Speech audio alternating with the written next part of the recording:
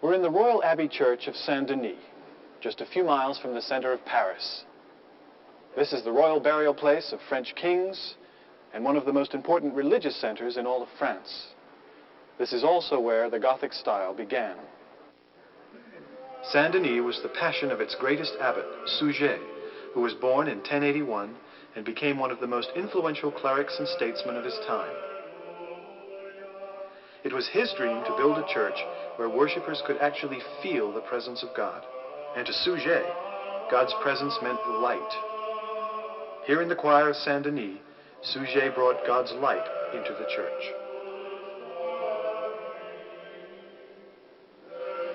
Suger didn't invent the stained glass window. He simply used it on a scale previously unknown.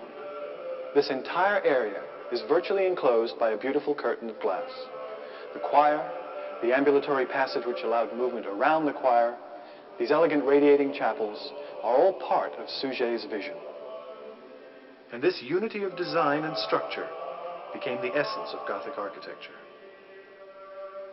Compare Saint-Denis to the Romanesque churches of the time.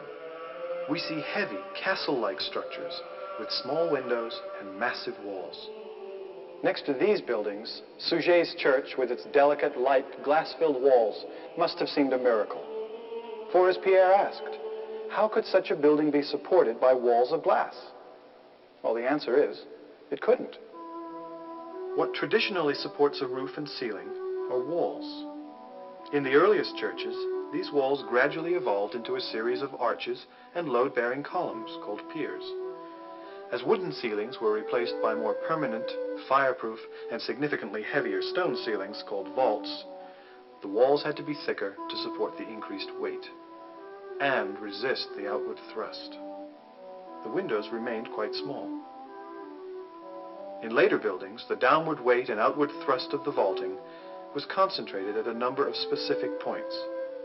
By making the arches wider and the piers heavier, more of the wall space could be opened up for windows. As church buildings grew taller and closer to the heavens, the weight of the vaulting inside and the force of the wind outside increased. At some point, the piers would have become so huge that the space between them would have become virtually unusable. So, to reduce the size of the main piers and to effectively resist the force of the wind, additional support, placed out of the interior space, was needed. The result was a row of buttresses, connected to the high walls by stone arms, called flying buttresses.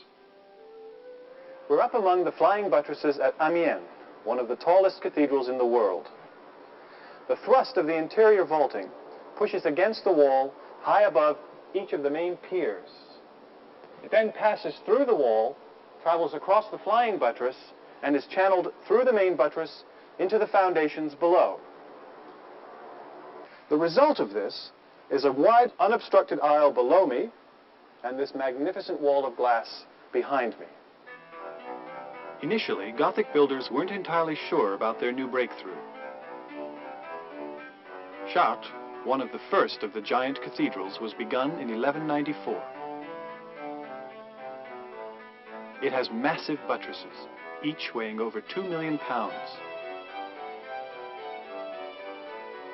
The flying buttresses, on the other hand, are rather timid.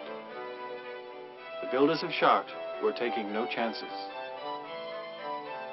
At Bourges, built almost as early as Chartres, we see long, delicate flying buttresses that much more gracefully support a building of comparable size.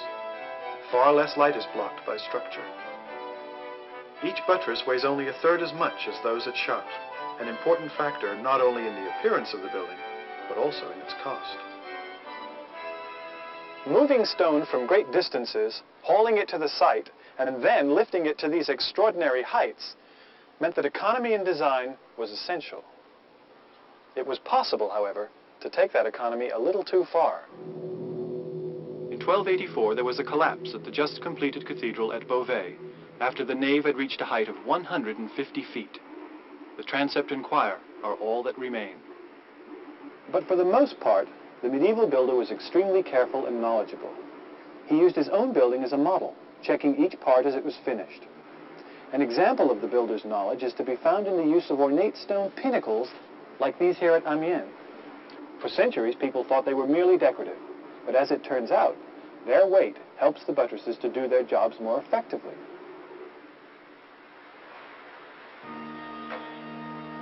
The cathedral was meant to be a physical representation of the divine order of things, a microcosm of a universe fashioned by God, the ultimate master builder. Nowhere is this better seen than in the perfect proportions of the west facade of Notre Dame in Paris.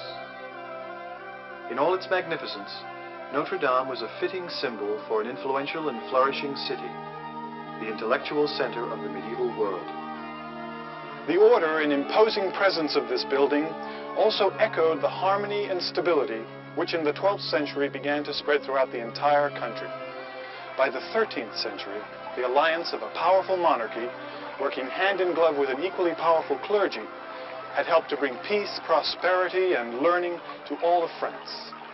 Notre Dame came to symbolize an entire age.